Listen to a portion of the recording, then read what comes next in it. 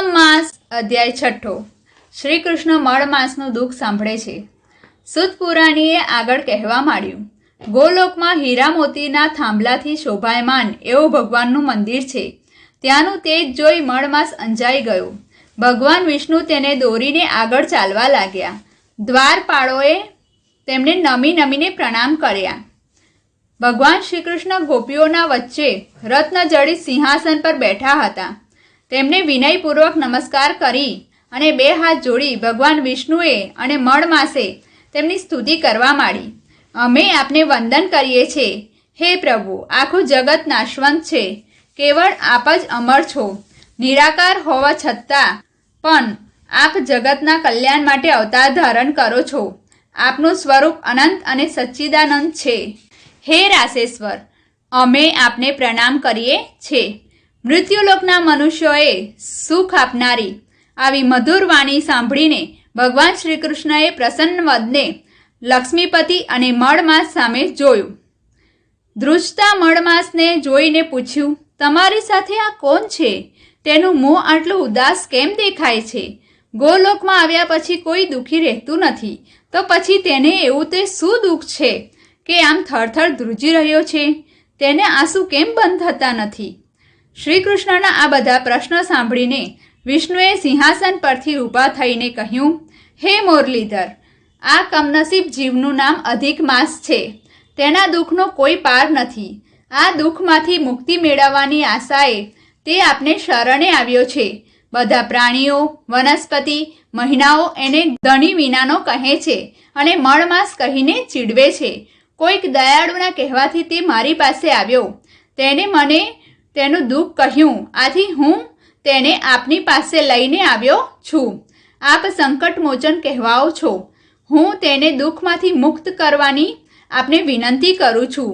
હે દયાનિધિ, આપને શરણે આવનારનું દુઃખ જરૂર દૂર થાય છે, માટે આપ આ મળમાસનું દુઃખ દૂર કરો અને મારા આવવાનું પ્રયોજન સિદ્ધ કરો। શૌનક ઋષિએ પૂછ્યું, હે સુતદેવજી, ગોલોકવાસી શ્રી કૃષ્ણએ ભગવાન વિષ્ણુના વચનો સાંભળીને શું કહ્યું તે અમને જણાવો। તેમના વાક્યોથી લોકોનું કલ્યાણ થાય છે। પુરુષોત્તમ માસ વાર્તા 6 સાસુ નાય ઊંડે ને વહુ નાય કુંડે। સાસુ વહુ હતા, એવામાં પુરુષોત્તમ માસ આવ્યો। સાસુએ કહ્યું, વહુ, કાલથી હું નદીએ નાહવા જઈશ અને ઘરનું બધું કામ તારે કરવાનું, બરાબર ધ્યાન રાખજે। વહુને પુરુષોત્તમ માસ નાહવાની ઈચ્છા હતી। તે બોલી, બાઈજી, હુંય નદીએ નાહવા આવીશ। બેસ બેસ મોટી ભક્તાણી, ના જોઈ હોય તો પછી ઘરનું કામ કોણ કરશે? પુરુષોત્તમ માસ શરૂ થયો। સાસુ નદીએ નાહવા ગઈ। વહુ બિચારી ભગવાનનું સ્મરણ કરતી તાંબાકુટીમાં પાણી લઈને નાહવા બેઠી। તે બોલી, ભગવાન, મન હોય ચંગા તો ઘર બેઠા ગંગા। જો એ વાત સાચી હશે અને જો એમ હોય તો હું પણ તાંબાકુંડીનું પાણી ગંગાજળ માનીને સ્નાન કરું છું। ત્યાં નદીએ નાહતા નાહતા સાસુના હાથથી વીંટી નીકળી ગઈ અને ઊંડા પાણીમાં ખોવાઈ ગઈ। ખૂબ ખોળી, પણ એટલા ઊંડા પાણીમાં ક્યાંથી જડે? સાસુ તો નિરાશ થઈ ઘેર આવી। અહીં વહુ સ્નાન કરતી હતી ત્યાં તો તેને તાંબાકુંડીમાં સાસુની વીંટી જોઈ। તે સાવ ભોળી અને ભલી હતી। તેને થયું કે સાસુજીના હાથથી ડેગડામાં નીકળી પડી હશે। સાસુ નાહીને ઘેર આવ્યા કે તરત જ વહુએ વીંટી આપીને કહ્યું, તાંબાકુંડીમાંથી જડી।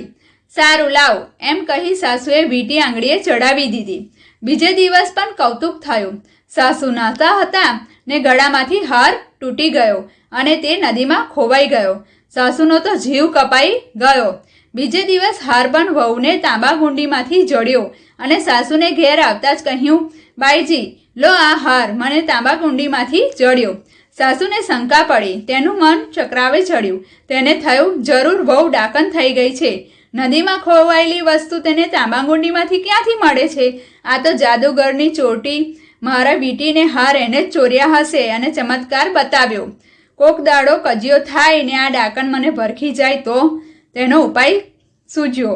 તે સીધી રાજા પાસે ગઈ અને બધી વાત કરીને કહ્યું, રાજાજી, આ ડાકણ વહુને જીવતી સળગાવી દો, નહીં તો આખા ગામને ભરખી જશે। રાજાએ કહ્યું, હું પુરુષોત્તમ માસનું વ્રત કરું છું। છેલ્લા દિવસે યજ્ઞ કરવાનો છે, તે પછી આનો ન્યાય કરીશ। તમારે સુખીથી ઘરે જાઓ। સાસુ ત્યાંથી ઘેર આવી. રાજાએ યજ્ઞ આરંભ કર્યો. આજે પૂર્ણાહુતિ હતી. સૌ યજ્ઞ નારાયણના દર્શને જાય. વહુએ સાસુને કહ્યું, બાઈજી, આજે તો હું પણ યજ્ઞ નારાયણના દર્શન કરીશ. સાસુએ છંટકો કર્યો. બેસ બેસ ચૂડેલ, તારા વળી દર્શન શા? એમ કહી સાસુ તો યજ્ઞમાં દર્શન કરવા ગઈ. વહુનો જીવ ઝાલ્યો ન રહ્યો. તેને પણ ચોરી છુપેથી દર્શન કરવા આવી અને સૌના પછવાડે આવી ઊભી રહી. યજ્ઞમાં પૂર્ણાહુતિ આપતા જ ચતુર્ભુજધારી ભગવાન યજ્ઞ નારાયણ પ્રગટ થયા અને સૌ પછવાડે ઊભેલી વહુને આશીર્વાદ આપી દર્શન આપ્યા. ભગવાન બોલ્યા, રાજન, આ બાઈ મારી પરમ ભક્ત છે. તેના પુણ્યના લીધે જ મેં તેને દર્શન દીધા છે. આખા મંડપમાં સૌને આશ્ચર્ય થયું. રાજાએ સાસુને ફિટકાર આપી તેને ખરાબ દાનત સૌને કહી સંભળાવી. વહુને તો ફૂલના હાર ચડવા લાગ્યા. સાસુ તો મોં છુપાવીને નાઠી. રાજા પ્રસન્ન થયા અને વહુને અડધું રાજપાટ આપ્યું. શ્રદ્ધાના બળે વહુને ઘર બેઠા ભગવાન પુરુષોત્તમ રાય ફળ્યા. શ્રદ્ધા હોય તો ભલે ને સાસુ નાય ઊંડે ને વહુ નાય કુંડે, સૌને સરખું જ ફળ મળે. પુરુષોત્તમ ભગવાનની જય.